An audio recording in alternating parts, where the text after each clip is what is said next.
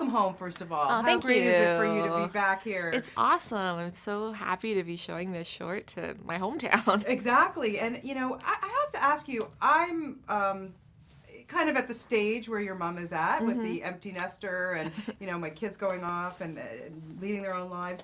And so I can totally relate to this. Oh, But what was awesome. it that sparked this for you to thought, I'm going to make this into a little animated short? Yeah, I was that kid that wanted to leave the nest, and my mom was the empty nester mom, and I really just wanted to use this short as just an opportunity to understand what she was going through a little bit more, but also just to explore this relationship dynamic, this change between a parent and child relationship.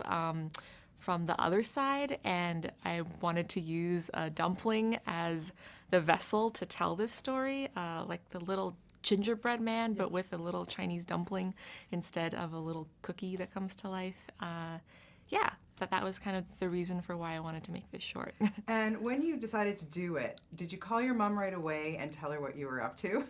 I did. I asked her for a lot of advice, so I'd call her up and just like ask her for the recipe for like making the dumplings because I really wanted to showcase every single step in the short. Sure. And she would just send me like different pictures that she would take. I'd ask her to make it at home and have my dad like film her or like FaceTime with her so I could like jot down all the notes exactly.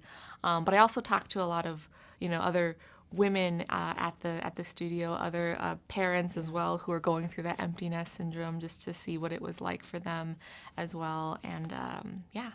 Yeah, and it's funny too because I know that when your parent or something or a grandparent, make something, it's never the measurements are never quite exact. So Yeah. they'll say to you, cup of this, a pinch of that, and because I know with my grandmother it was the same thing. So it must have been fun trying to get that out of your mom to get to try and get exactly how she does it. She's she was very like self-conscious, like, oh, like make sure you tell your coworkers that it's a approximate recipe because she would be like, it is like a dash of this or like a handful of flour and like adjust the flour to water ratio until it feels right. Yeah. Or like she'll say things like, oh, like when you're seasoning the raw pork filling, smell it to see if it's like too salty. And I'm like, I've never heard of that before. Right. How do I do that? And how difficult was it for you to animate? Because I understand that animating food is not the easiest thing to do.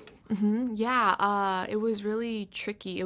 It was gonna be like a fun but tough challenge for the animation and effects team working on this short, especially food effects, which are really difficult to do on the computer because food is very organic and squishy, and it's like, and computer effects are really good at rendering like hard symmetrical objects.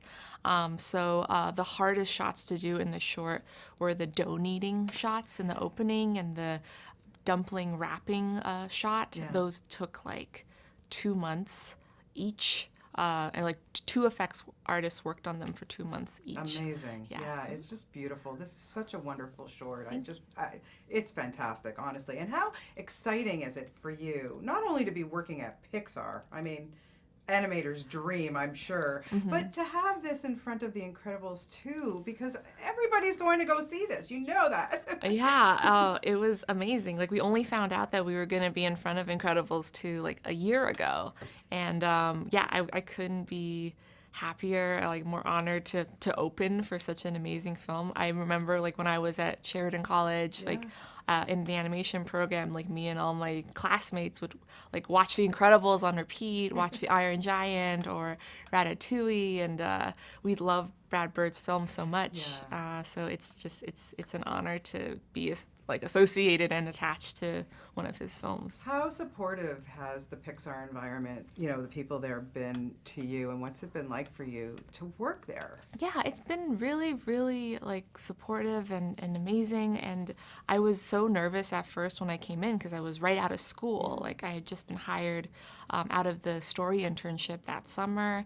But right away I felt super welcome that my voice was like, valued because I guess also because I was working on Inside Out as Right, well, yeah. and it was almost like an advantage being one of the only female artists like in the story team because they would turn to me and be like, "What is it like to be inside the mind of a teenage girl?" And I'm like, "Well, I Let me know tell that. ya. Let me tell you.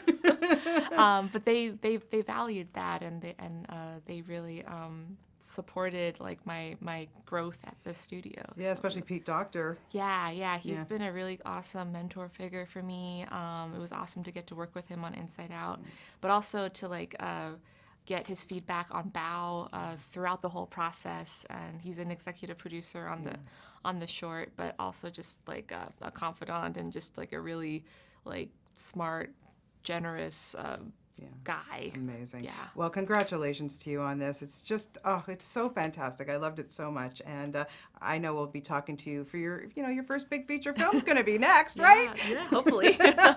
Welcome home, and thanks so much for this. Yeah, Appreciate it. thank you so You're much. welcome.